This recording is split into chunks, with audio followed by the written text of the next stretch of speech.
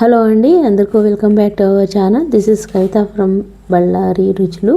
ఈరోజు వీడియోలో బెండకాయ ఫ్రై కరకరలాడే విధంగా ఏ విధంగా చేసుకునేదని చూపిస్తానండి. ఈ బెండకాయ ఫ్రై కంపల్సరిగా అన్ని చిన్న చిన్న ఫంక్షన్ కానీ పెద్ద ఫంక్షన్ కానీ ఏ ఫంక్షన్ అయినా కంపల్సరిగా చేస్తారు. ఇది ఇంట్లోనే ఈజీగా చేసుకోవచ్చండి. అది ఏ విధంగా అని చూపిస్తాను. బెండకాయలను ముందు రోజే బాగా 2-3 సార్లు బాగా వాష్ చేసి తడి ఆరిన తర్వాత కట్ చేసుకొని మనం ముందు రోజే కట్ చేసుకొని పెట్టుకుంటే అది తొందరగా ఫ్రై అవుతుందండి. ప్లస్ ఆయిల్ కూడా ఎక్కువ అబ్జర్వ్ చేయదు.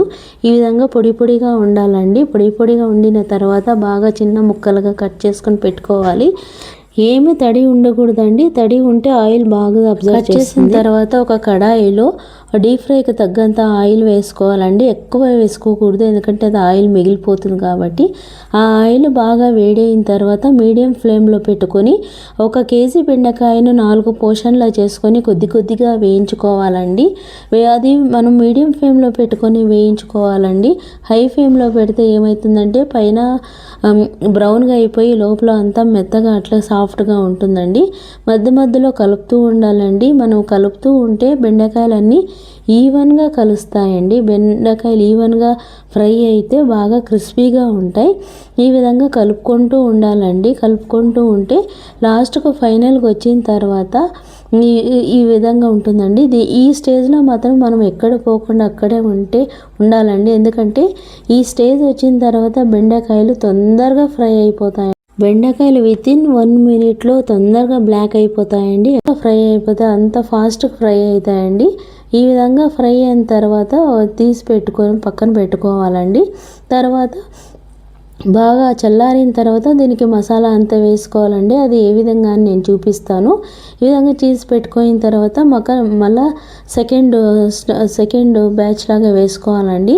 దీనికి కావాల్సిన మసాలాలు వచ్చేసి వెల్లుల్లి అండి, ఒట్టు కొబ్బరి వేసుకోవాలి. దీన్ని నేను పల్లీలు డీప్ ఫ్రై చేయనండి, ఎందుకంటే ఆయిల్ కొద్దిగా అబ్జర్వ్ చేస్తుందని షాలో ఫ్రై చేసి మసాలాలు వేయించుకుంటానండి. ఈ విధంగా క్రిస్పీగా రావాలండి. క్రిస్పీగా వచ్చేంత వరకు వేయించుకోవాలి. ఇప్పుడు సౌండ్ వస్తుంది కదా, ఆ విధంగా వేయించుకోవాలండి. పల్లీలు కొద్దిగా బాగా ఫ్రై అయిన తర్వాత బాగా ఫ్రై కావాలండి. లోపల పచ్చిగా ఉండి పైన ఫ్రై అయితే బాగుండదు.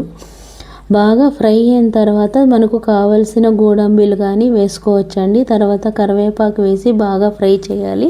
ఫ్రై అయిన తర్వాత 2 స్పూన్ల కారము, కొద్దిగా పసుపు, మన టేస్ట్కు తగ్గట్టు ఉప్పు వేసుకొని బాగా ఫ్రై చేయాలండి. ఇదంతా మీడియం ఫ్లేమ్లోనే ఫ్రై కావాలి, ఎందుకంటే మాడిపోతుంది కాబట్టి. ఇది కొంచెం బాగా కారం పొడి మంచి ఫ్లేవర్ వచ్చిన తర్వాత ఈ కొబ్బరి ఎల్లిపాయలు మిక్సీ పట్టుకొని ఉంటాం కదండి, అది కూడా వేసి బాగా వేయించుకోవాలండి. ఇది కొబ్బరి కొద్దిగా ఫ్రై అయిన తర్వాత బాగా వేగనివ్వాలి. వేగనిచ్చిన తర్వాత జీలకర్ర పొడి వేస్తానండి. ఇది ఆప్షనల్, కావాలంటే వేసుకోవచ్చు, వేస్తే టేస్ట్గా ఉంటుందండి.